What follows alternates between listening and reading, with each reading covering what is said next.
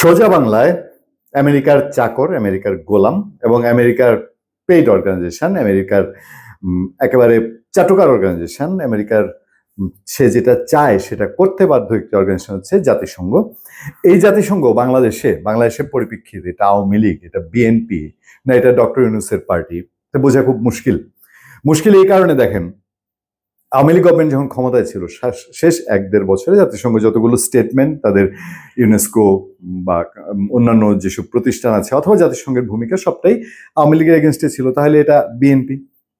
আচ্ছা, এবার ডক্টর ইউনূস গভর্নমেন্টের সময় এসে এই গভর্নমেন্টের সময় তারা যখন বলছে এই ভলকার টুর্ক, জাতিসংঘের মানবাধিকার কমিশনের চিফ, সে আওয়ামী লীগ হচ্ছে খুনি, শেখ হাসিনা খুনি, 1400 মানুষকে তারা হত্যা করেছে এবং তাদের রিপোর্ট মোটামুটি ইন্টারন্যাশনালি আওয়ামী লীগকে ডুবিয়ে দেওয়ার জন্য যথেষ্ট, তাহলে এই দল মানে জাতিসংঘ ডক্টর ইউনূসের দল।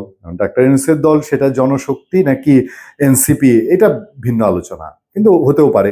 এবং ডক্টর ইউনূসের দল বা ডক্টর ইউনূসের ক্ষমতায় যারা আছে তারা সবাই মিলে এটাকে পুঁজি করে তারা আওয়ামী লীগকে নিষিদ্ধ করার মতো সিদ্ধান্তে একটা ভিত পেয়েছে, শক্তিশালী ভিত পেয়েছে।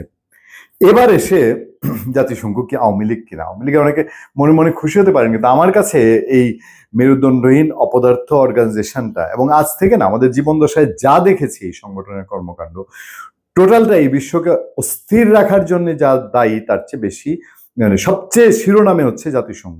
আমি সেই জায়গায় একটুখানি যাব আপনাদের সাথে।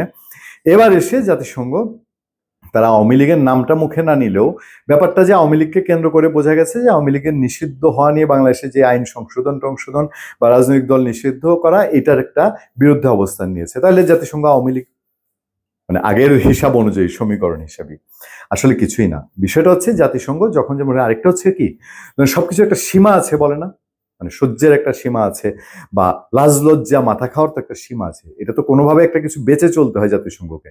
এখন ন্যাংটা হয়ে যদি ডক্টর ইউনূসকে তারা সমর্থন দেয়, যেটা ব্রিটেন দিতে পারেনি, ব্রিটেনের পক্ষে এটা দেয়া সম্ভব হয়নি, বা ব্রিটেন এই জায়গাটায় তাদেরকে কোনোভাবেই, ব্রিটেন সরকার কার্যত যেটা যে ডক্টর ইউনূস সরকারকে স্বীকৃতি দেয় কিনা এই প্রশ্ন যেখানে উঠে গেছে, যে ব্রিটেনের প্রধানমন্ত্রী যখন একটা দেশের প্রধানমন্ত্রীর সঙ্গে দেখা করেন না ওই দেশে যাওয়ার পরে, এমন নয় যে নর্দার যে এখান থেকে বসে যোগাযোগ করা হয়েছে ডিনাই করেছেন, তা না, ওই দেশে গিয়ে ওয়েট করছে হোটেলে 1 দিন 2 দিন 3 দিন 4 দিন ওয়েট করেছে, দেখা করেনি। তার মানে এই সরকারকে স্বীকৃতি দেয় কিনা, ডক্টর ইউনূসকে মেনে নেয় কিনা এই প্রশ্নই তো এখন উঠেছে। সেই সময়ে এসে যখন মানে ব্রিটেনকে এটা কেন করতে হয়েছে, যে একটা সিচুয়েশন তাকে তো ভাবতে হয়েছে যে 10 মাস 12 মাস একটা অনির্বাচিত সরকার, সেটাকে ব্রিটেন সমর্থন দিবে কিনা। জাতিসংঘকেও মান রাখতে হলে তো কিছু একটা বলতে হয়, যে এই যে যাচ্ছে তাই একে নিষিদ্ধ করব, তাকে নিষিদ্ধ করব, একে জেলে ভরবো, এটা কখনোই, এই যে আওয়ামী লীগকে নিষিদ্ধ করার যে একটা হুতুশে সিদ্ধান্ত, এটাকে হুতুশে সিদ্ধান্ত বলি। হঠাৎ করে কিছু লোক শাহবাগ জমায়েত করলো, কিছু লোক যমুনামুখী গেল নিষেধাজ্ঞা অমান্য করে, তারপরে তারা বসে একটা সিদ্ধান্ত দিয়ে দিল যে বিচার না হওয়া পর্যন্ত আওয়ামী লীগের কার্যক্রম নিষিদ্ধ।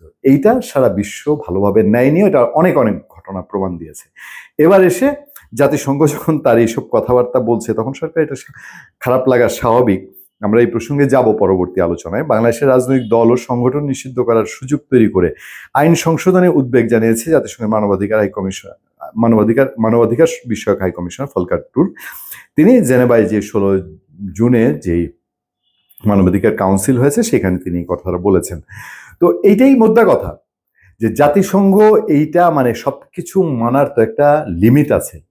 ধরেন অ্যান্তোনিও গুতেরেস, জাতিসংঘের মহাসচিব, টুপি মাথায় দিয়ে রোহিঙ্গাদের সঙ্গে ঘুরে ফিরে গেলে পরে সে গেছে আজকে 2-4 মাস হয়ে গেল, রোহিঙ্গা বিষয়ক সমাধানের কোনো বালাই নেই, কোনো রকম কোনো লক্ষণই নেই।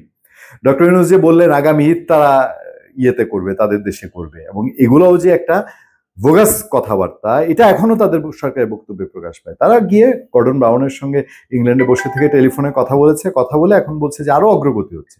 দেখেন না, আগামী ঈদ রমজান আসতে তো বেশি দেরি নেই।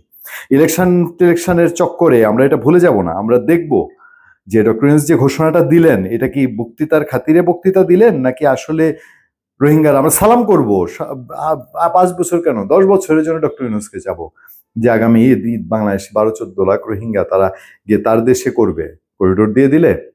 যাই হোক, এইসব প্রসঙ্গে আমরা অনেক রকম, এই যে জাতিসংঘের আবাসিক প্রতিনিধি গোয়েন লুইস গোয়েন লুইস বলে বসলেন যে কি, ওই তাকে প্রশ্ন করা হয়েছিল আওয়ামী লীগ নিষিদ্ধ নিয়ে। তো তখন তিনি বললেন কি, একটু ঘুরিয়ে পেঁচিয়ে বললেন যে দল নিষিদ্ধ টিষিদ্ধ এটা অংশগ্রহণমূলক নির্বাচনের বিষয় না, দেশের মানুষ ভোট দিল কিনা এইটাতে ডিপেন্ড করে। হ্যাঁ, এক অর্থে ঠিক, ডিপেন্ড করে। স্বতঃস্ফূর্তভাবে একটা স্বৈরাচারকে সরিয়ে দিয়ে হয়তো ওইটা প্রমাণ করে, কিন্তু বাংলাদেশে আওয়ামী লীগের অবস্থানটা কোথায়? আওয়ামী লীগ কোথায় অবস্থান করে?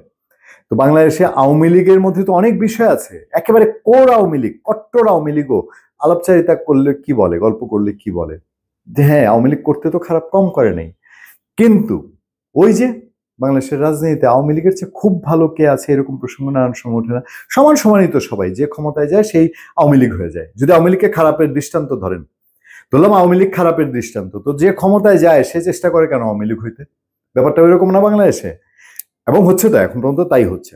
যাই হোক, জাতিসংঘ আকস্মিকভাবেই যে কথাটা বলেছে এটার মিনিং হলো যে আগামী নির্বাচন যদি অ্যারেঞ্জ করতে হয় বাংলাদেশে, এই নির্বাচন অ্যারেঞ্জ করলে পরে করতে পারে, করা সম্ভব, এবং কোনো একটা রাজনৈতিক দল যে দলের প্রতি অসংখ্য মানুষের সমর্থন আছে তাকে বাতিল করে তাকে ছাড়া একটা নির্বাচন আয়োজন করতে পারে। কিন্তু সেই নির্বাচনের ভ্যালু কি হবে এবং যারা সেই নির্বাচনে ক্ষমতায় যাবেন তারা কতটা স্বতঃস্ফূর্তভাবে এনজয় করবেন, এই প্রশ্ন যে উঠবে এইটা জাতিসংঘের এখনকার ভূমিকা থেকে প্রমাণ করে।